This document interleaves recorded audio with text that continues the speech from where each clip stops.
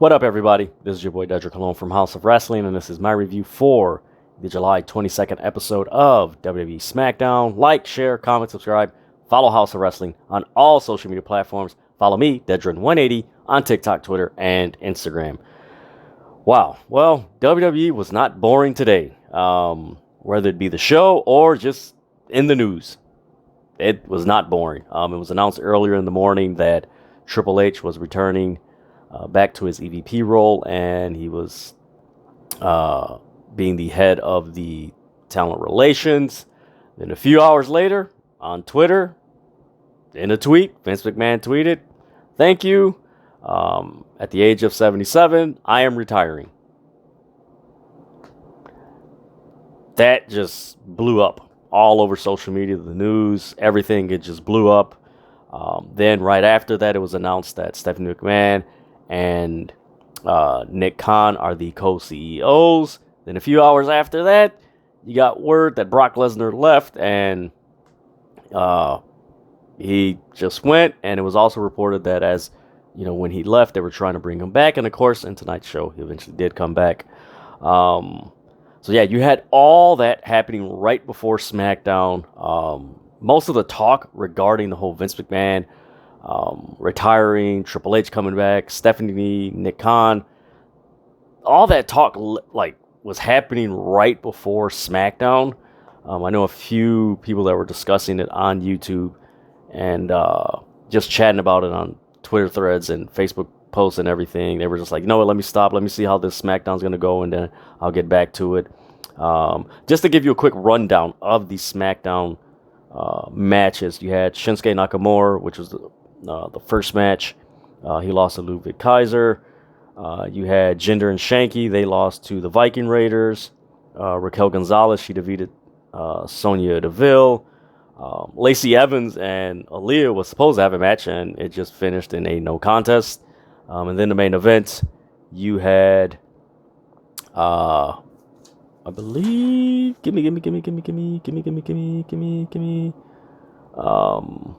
I believe the Usos, yeah, in theory defeated the Street Profits and Madcap Moss. Forgive me, guys. I was just checking the latest news while this match was going on because there was so much still going on after this match. So yeah, that was basically the rundown of the matches. So this show started with Stephanie McMahon in the ring. There was no intro music or anything. She was there. The ring announcer introduced her, and you could tell right away, man, there was a different vibe to this show. Just an enthusiasm and optimism. Just like, okay, what's new that's gonna happen? I sensed it. You could see it in the crowd. There was just there wasn't this lethargic presence that was eluding from the whole presentation of SmackDown from weeks before and stuff like that. There was an energy there. She mentioned that Vince created and founded everything that we see, which that's a whole nother video. But at the same time, you could tell that she was getting emotional and everything. So despite whatever she said, and how you can kind of go back in history, is no, well, you could tell that she was emotional and everything, and it's rightfully so. It's her dad. She grew up in the WWE, and you're talking about, oh my God, man, he owned WWE for 40 years. He bought it from his dad. Crazy.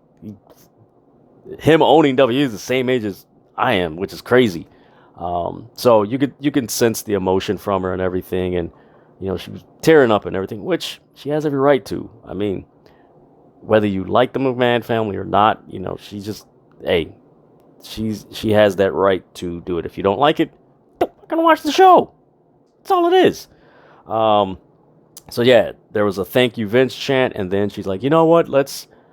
He came out here and thanked us. Let's thank him. There's a thank you Vince chant, and then they went right into the Street Profits coming out, which I mentioned this on Twitter, man. I hope they keep this. The Street Profits actually came through the crowd. That was pretty dope. It was different. They do have this if you call it this people's champ presence, some similar that The Rock had. You could tell the people, they feed off the people, and that was a really cool entrance to start off the show, because it was, you heard the music and you were anticipating, no, they're going to come from the back, they're going to have the cups rain, and nope, they came through the crowd. And I hope they keep that, because that's so unique, and it's just a little thing. It was, it's a wrinkle to present something new, and that's something I noticed about the show. There was a lot of little things that they did that was just like, okay, that's good. Ooh, this is going to be entertaining. This is going to be intriguing. So yeah, you had them. They came out. They started cutting a promo. Anything is possible, which was a quote from Kevin Garnett, because they were in Boston and everything, and they quoted that. Then Austin Theory comes out, which was all right.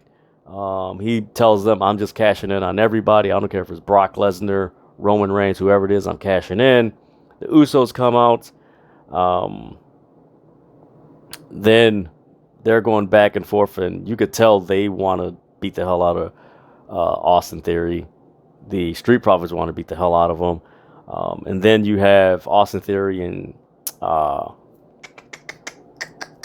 Montez Ford going back and forth, and Theory, he mentions, you and your wife will leave SummerSlam with no titles, and he throwing shade and everything. And then Madcap Moss comes out, and they even odds, and they just start, they were fighting already, and Madcap Moss came in. So then that led to the creation of course, a 6-man tag later on in the night, which is something that has been a trope in WWE for the longest, which I kind of hope it's hard to get rid of, because it's a good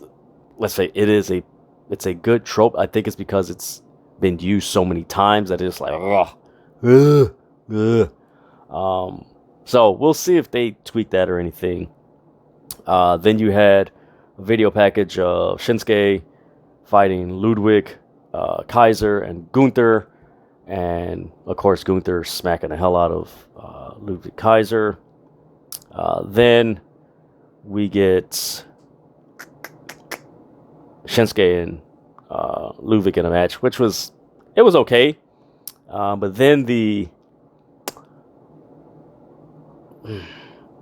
post-match, really interesting. I don't know where this is going. Ludwig wins, and then they go to the back, and Ludwig's like, hey, tell him to take his shirt off, and then he chops him. I don't know. It would suck if they split them up, because they're such a good tandem. I don't know where this is going. I like Gunther, but yeah, it is what it is. It is what it is. But one thing about this match I noticed, they started off, there was very little camera cuts. Now I mentioned this. There's a lot of little things that they did in this show that, okay, this is pretty good. They really cut down on the camera cuts. Then you had a backstage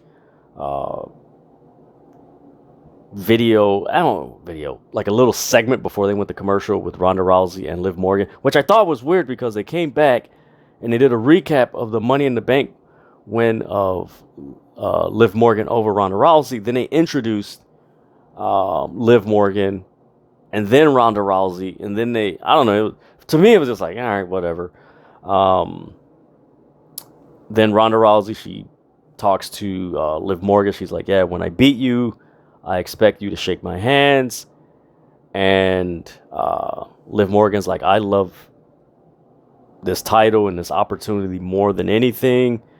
And Ronda Rousey, she tells her, she's like, hey, you have a lot of passion in this locker room, but you don't have a lot of passion more than me. That was it. Decent bill, to the point. I like this because this segment wasn't in the ring, it was backstage, which, again, another little thing that's very good. And the way Ronda Rousey was talking, it was conversational. It didn't feel like, hey, read this, remember these lines. Some of the biggest complaints that we've had about WWE over the years, that's some of the wrestlers, they want them to sound like robots. Like, they may want them to sound original, but if you give them if you give them scripts and they have to memorize, they sound like robots. And this didn't sound like that. And this was a really good promo. I'm interested to see how this match plays out at SummerSlam. Looking forward to that match.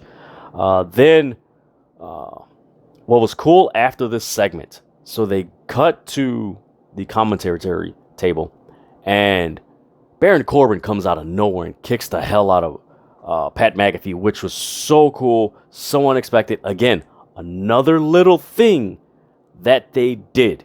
And it's like, ooh, this is good. Like, it was totally unexpected.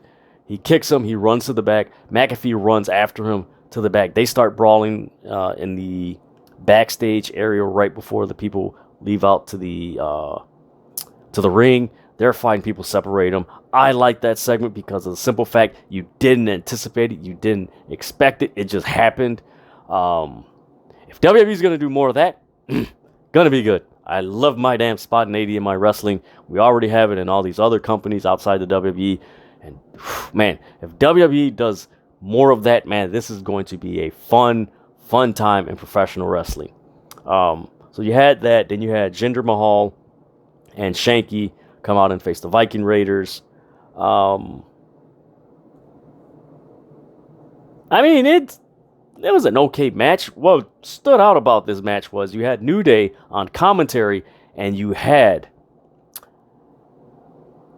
Xavier Woods name drop all the places that the Viking Raiders won titles. He's like, yeah, they won world titles in, the IWGP titles, which are the New Japan Pro Wrestling titles. Yeah, and they won the Ring of Honor titles, which is the ROH titles. And it's like, And actually tonight, I'll mention it on the Rampage review. Tonight, you had from WWE and WWF, you had a lot of references from both companies. And a lot of people have been saying that once Vince leaves, could WWE be working with other companies in a partnership type manner? We may see. I hope so. I hope this happens because we came close in 98 with Vince being challenged by Eric Bischoff and nothing came of it. But we live in a different age in 2022, and if that happens, man, that's going to be some fun shit. So yeah, you had that. You had a backstage segment with Adam Pearce and Sonya Deville.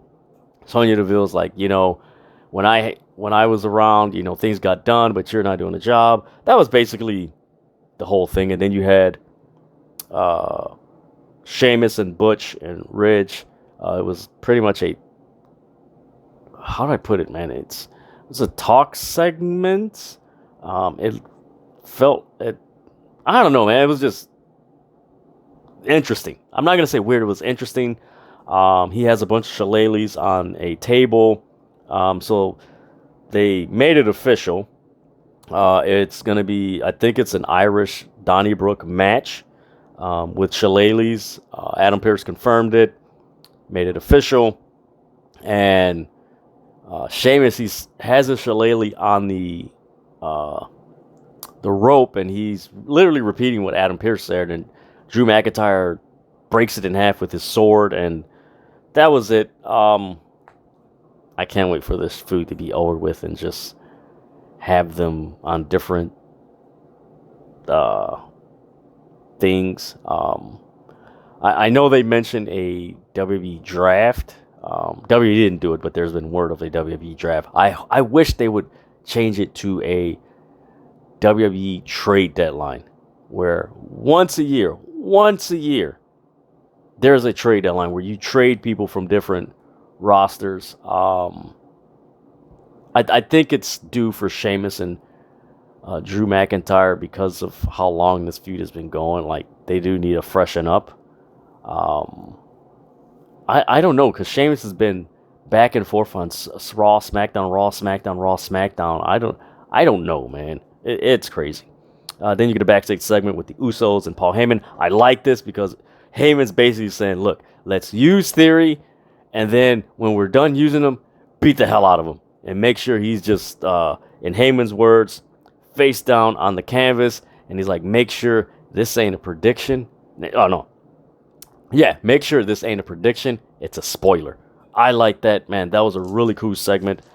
Then you had they were promoting the A&E rivalry series this Sunday of Austin and The Rock, which is pretty cool. A&E's biographies regarding the WWE are pretty top notch and pretty entertaining and pretty good. So I'm really looking forward to that one. Then you had Raquel Gonzalez versus Sonia Deville. Yeah, it was nothing too special about this match. Not saying that it wasn't bad, that it was bad or anything. It was a decent match, but it really highlighted Raquel Gonzalez's power. She did her Tijuana bomb, 1, 2, 3. During this match, it was brought to my attention on Twitter that Michael Cole, actually, I believe it was during Sonya Deville's segment. It was either that or her match. But Michael Cole mentioned, I never saw anyone abuse their executive power in WWE like Sonya Deville did.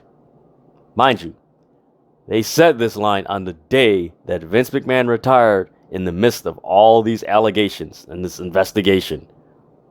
Very interesting. Then you had Aaliyah versus Lacey Evans. Aaliyah comes out. Lacey Evans, she starts talking about, I'm hardworking, I'm this, I'm that. And then she just hits Aaliyah and just walks away. That's it. That was it. No contest, nothing. I don't. It's hard to judge tonight's show, and I'll get into the main event. It's really difficult to judge tonight's SmackDown, considering that the major change and shift in creative and just overall direction happened with Vince McMahon retiring. You have Nick Khan and Stephanie as co-CEOs, and you have Triple H, head of relation, pretty much Bruce Prichard as in creative. So it's pretty hard to judge a lot of stuff that happened tonight, considering what was Vince's creative, how much are they going to go with Vince's creative, or how much are they going to kind of go with it but then tweak it into a different direction. So the Lacey Evans character, I mean, she's basically, if you want to call it, she's like a freaking wrestling version of a Karen in some ways. She's good. She's annoying. Her wrestling character, not her as a person. Her wrestling character is very annoying, obnoxious, very self-righteous, condescending, all the great aspects of a heel in professional wrestling.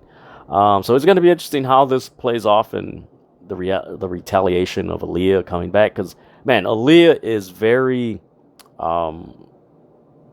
she has a on-screen presence, and hopefully they utilize her more, which with Triple H, Stephanie, and Bruce Prichard now overseeing this, you might see more of Aaliyah on SmackDown, which is really good, man. She's a really solid wrestler.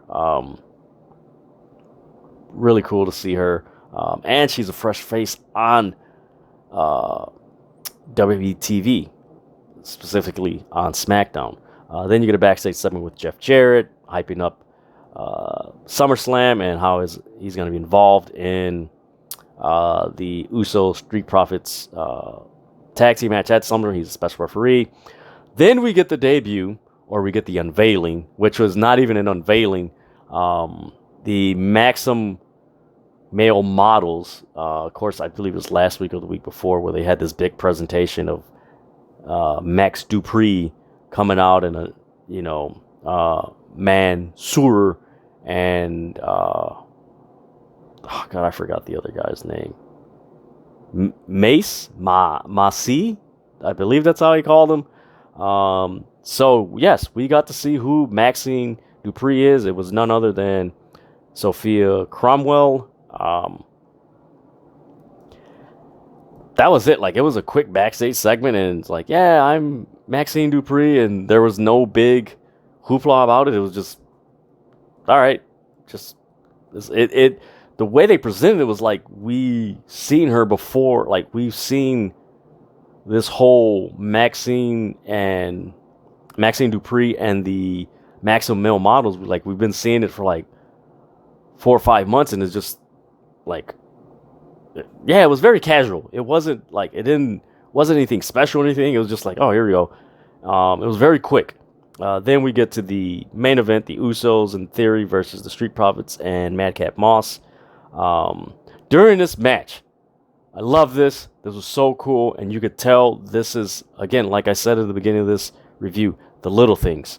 Pat McAfee gave a sports update during the main event, and he's like, yeah, right now, as we speak, the Toronto Blue Jays are beating up the Boston Red Sox in this city 25-3. He gave a sports update in the main event of a SmackDown. That is totally different from what we've been accustomed to in the last 15, 17 years, I can say. Actually, yeah, 15. They did do the Denver Nuggets, Lakers double booking thing back in the day. But that was so cool for him to do that. And I actually went on I was like, holy shit, they are losing. So he gave a sports update. Man, still things like that, man. If WWE can capitalize on that, and it's just those little things. It's like, man, that's really good. That was really good on Pat McAfee's part to just mention that. It was like, wow, this is interesting. There was a point in the match where Theory left the Usos, and then I believe it was Jey Uso super kicked them, threw him back in the ring. They beat the hell out of him. They super kicked them again in the ring. Then, after everything was over, Theory has the case and everything. He's in the ring, and then all of a sudden, music hits. It's Brock Lesnar. Yes, Brock Lesnar. Of course, it was reported right before SmackDown that he left, and then it was after that initial report. It was reported by Brian Alvarez that, yeah, they're working to bring him back. Must have got him back. He beat the hell out of Theory, and man, that is so entertaining, fun to see Brock Lesnar beat the hell out of Theory. He just took that briefcase and just started whipping him. Like he used that briefcase like a belt and just started beating him. And that was how the night finished. And before they finished the show, you saw Brock Lesnar tip his hat, and many people said it was like his way of saying tipping his hat to Vince McMahon. So yeah, that was SmackDown. Yes, this was the first SmackDown in the Stephanie McMahon. Actually, you could say the McMahon Helmsley era. Technically, it started. Like, we saw the wrestling version of it back in December of '99. Now we're seeing the corporate side of it now. I like the show. There was a lot of enthusiasm. There was a lot of optimism. There was a lot of energy. Like I said, it was the little things that they did. The Street Profits coming through the crowd. The surprise attack by Corbin on Pat McAfee. The mention of IWGP and ROH. The sports score that Pat McAfee dropped during the main event, which was so cool. They cut down on the camera cuts. Again, all little things that over time they start implementing more little things. We will see a change in the WWE product. I enjoyed the show. I really enjoyed it. It was a fun show. I'm looking forward to how this is going to play out with Stephanie and Triple H. I'm really looking forward to seeing how this plays out. Looking forward to this Monday, because it's in Madison Square Garden. Just see how they do this. It's going to be interesting. I more than likely will do a video on, how or what way is, it's a big question. Is Stephanie McMahon and Triple H going to pattern their, now their tenure? Are they going to pattern after Vince McMahon and be very territorial and, conquer the world? Or are they going to go through that forbidden door and just work with every company? That is a big question that I will do a video on, because it's a legit question that people have. But This is going to be interesting. This is going to be fun. I think the good thing about this that comes out of this, of Vince McMahon retiring, I know people are saying, no, I'm not bashing it, but there's an optimism, enthusiasm, and like this fun. Like it feels like, more specifically in WWE, like, oh, we can have fun again. That's how it feels. It feels like, oh, we can have fun again. But we'll see how this plays out. Like I said, man, I enjoyed the show. This was a fun show. Watch it. You'll notice the little things that they did. Especially, I forgot to mention this, Pat McAfee and Michael Cole. The whole commentary did not feel like someone was feeding them lines. It was very conversational. And actually, this sounded like Michael Cole tonight sounded like how he did back when he first started in the WWF.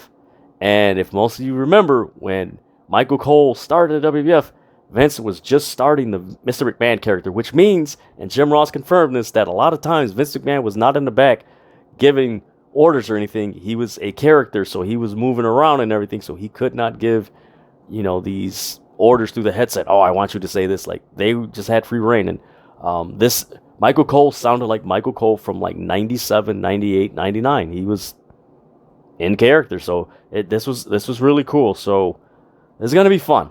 We'll see where this goes, but I'm interested. I'm interested, intrigued, and there is some curiosity on my part just to see how this plays out. But that is my review for the July 22nd episode of WWE Smackdown. Like, share, comment, subscribe.